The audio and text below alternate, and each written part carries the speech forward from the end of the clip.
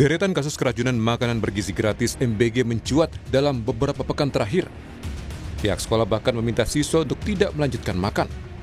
Polisi hingga Balai Pengawasan Obat dan Makanan sampai turun tangan memeriksa saksi dan sampel MBG. Keracunan MBG antara lain terjadi di wilayah Cipongkor, Bandung Barat, Jawa Barat, dengan jumlah siswa keracunan mencapai lebih dari 360 orang. Begitu juga di Garut, ada 150 siswa dari 3 sekolah yang keracunan MBG. Lalu di Banggai, Kepulauan Sulawesi Tengah tercatat ada 230 siswa yang keracunan. Pemerintah mencatat lebih dari 5.000 siswa mengalami keracunan usai menyantap MBG. Kepala Kantor Staf Kepresidenan Muhammad Kodari bilang pemerintah melakukan pencatatan kasus melalui sejumlah badan. Dengan jumlah penderita 5.080, ini data per 17 September. Kedua dari Kemenkes, 60 kasus dengan 5.207 penderita, data 16 September. Kemudian BPOM, 55 kasus dengan 5.320 penderita, data per 10 September 2025. Tapi lihat bahwa masalah yang sama dicatat oleh 3 lembaga, bahkan oleh BGN sendiri, ya.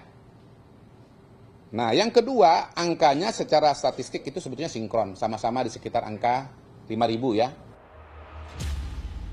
Ketua DPR RI Puan Maharani meminta pemerintah melakukan evaluasi total terhadap pelaksanaan program MBG.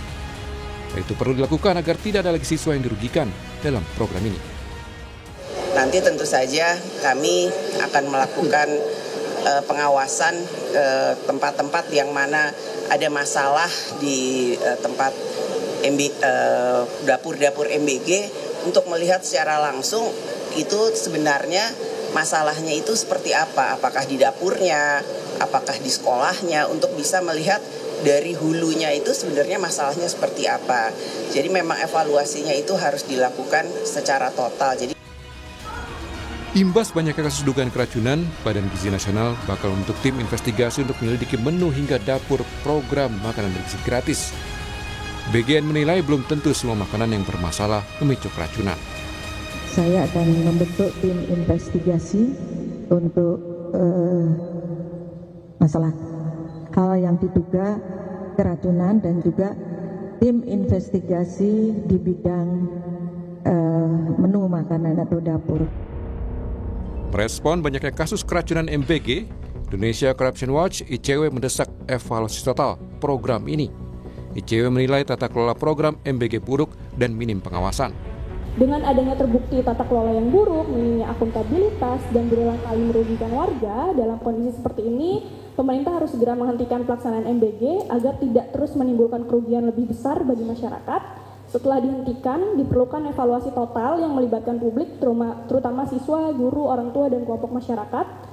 Dan evaluasi ini penting untuk memastikan kembali jika memang MBG ini akan dilanjutkan dengan perencanaan yang lebih matang, mekanisme dan pengawasan yang independen, transparansi dan akuntabilitas anggaran, serta memastikan memang program ini benar-benar berorientasi pada kebutuhan warga, bukan kepentingan politik atau ekonomi elit.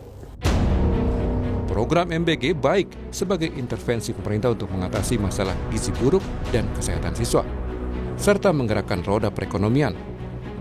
Menurut ICW, pemerintah harus memastikan perbaikan tata kelola, akuntabilitas, dan orientasinya harus benar-benar kepada siswa dan sekolah. Tim Liputan Kompas TV.